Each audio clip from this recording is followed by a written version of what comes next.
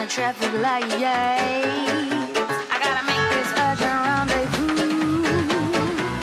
That all these and all those cool baby are bugging you. One step bugging you, running out of time to do.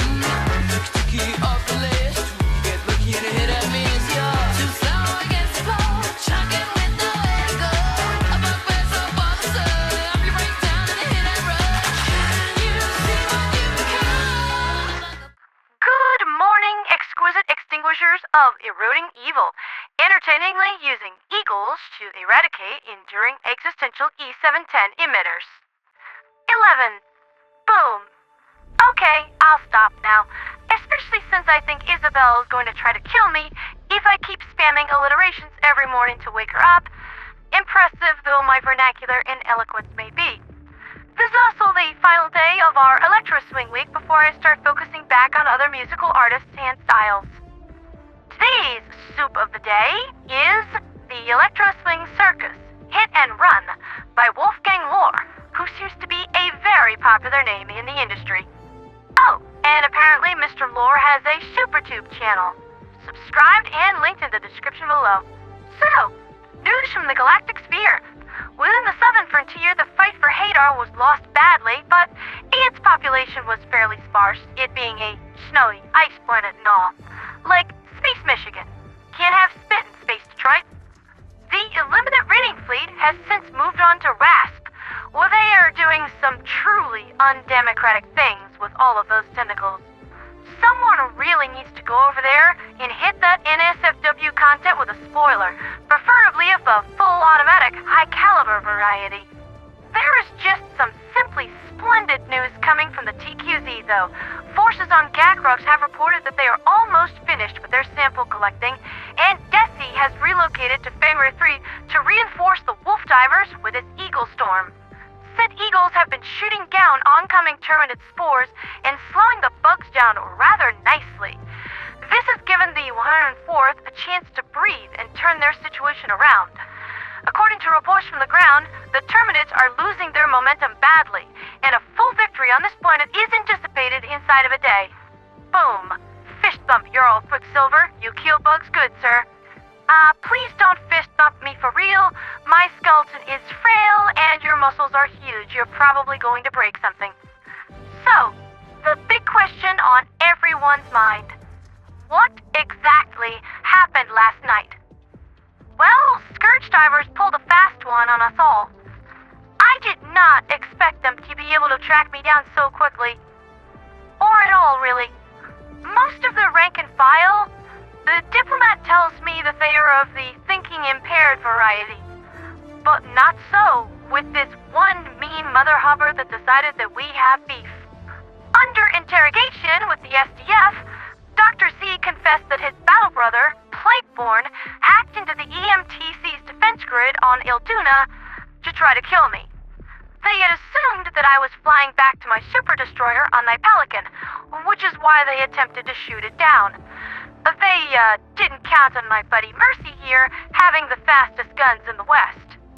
Yippee-ki-yay, monkey fluffers. When that didn't work, they tried to shoot us down with the STS gun batteries.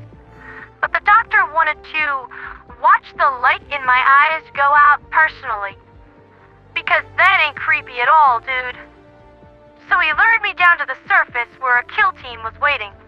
If his intel was a little better, and he knew that my fist units were operated remotely, that probably would have been the end of me, and they are not gonna fall for that a second time.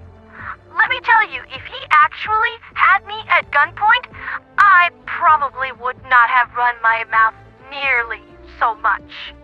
He ended up destroying the vacant robotic shell of a fist unit, which bought Mercy enough time to break into the EMTC systems, unlock the STS batteries from us, and allow us to escape back to the Liberty Nexus, which...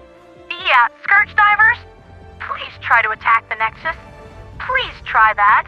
I will be sitting ringside, watching Commander Rod leap from the turnbuckle to administer the People's Elbow directly to your dark souls, though the biggest tombstone seen here would probably be occupied by you all. Yeah, Isabel, what's the saying on this? RKO out of nowhere? Yeah, I think that's right.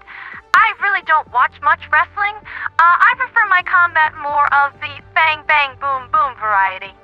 After I sent out the call that the ScourgeDivers were on Ilduna, the SDF blitzed in, and rather unexpectedly, so did the 104th.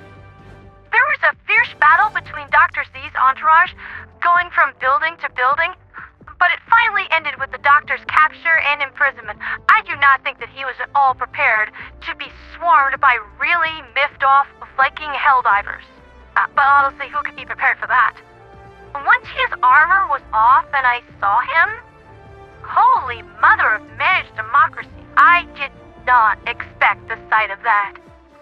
It looks like he's been through an awful lot. Without his life support apparatus and his respirator, this dude should not be alive. He has some sort of medical condition where his body is unable to regulate internal temperature, and he requires a constant supply of coolant to keep him alive. It is a pity that your own Quicksilver did not kill the Doctor when he had the chance to do so. Pity? It's pity that stayed our hands. Many that live deserve death, and many that die deserve life. Can you give it to them? Let us not be so quick to deal out death and judgment. Even the very wise cannot see all ends. Tonkin, but you did not hesitate when it comes to pulling the trigger upon the likes of the Terminids or my former associates. You've been reading. And those enemies of humankind oftentimes don't give me a choice, especially on the battlefield. If there was a diplomatic solution available to end the war, I would gladly and eagerly take it. I'm not in the business of genociding entire species. But getting back to the Doctor, I have issued an order within the STF to give the Doctor the coolant he requires so that he is kept comfortable and treated humanely. Why? He is a monster, fueled by hatred. Likely hatred of you. Because while he might be sustained by that hatred, I'm not. The concept of hate, it lessens me. Even if Dr. Z despises me, that feeling is not and will never be returned. If he gives me no other choice, and it comes down to saving lives he is threatening, I would end him only then, but not from hatred, but for the sake of others. He can't make me hate. I hope that he does not see that as a challenge, ma'am, for all of our sakes. We'll stay on top of the situation, don't worry, Mercy. But there is one final piece of news to cover for this morning. In a bid to complete the sample hunt, the Gunvald Corporation has taken out a contract with the BugDivers PMC to offer bounty money for samples. The going rate is 10 credits per common, 20 per rare, and 50 for each unit of super uranium brought back. And that's been Liberty's latest with me, Pandera the Radio Angel, and that lucrative bounty is why I've got this full-time interface helmet on. I've taken it on the chin lately when it comes to my financial security, and there's really only one thing to do: inflict even greater violence for cashy money. So you'll have to excuse me, boys. I've got some hunting to do. For liberty, for freedom, for democracy, and for Super Earth. Hellpods primed. Deploying fist unit number 9.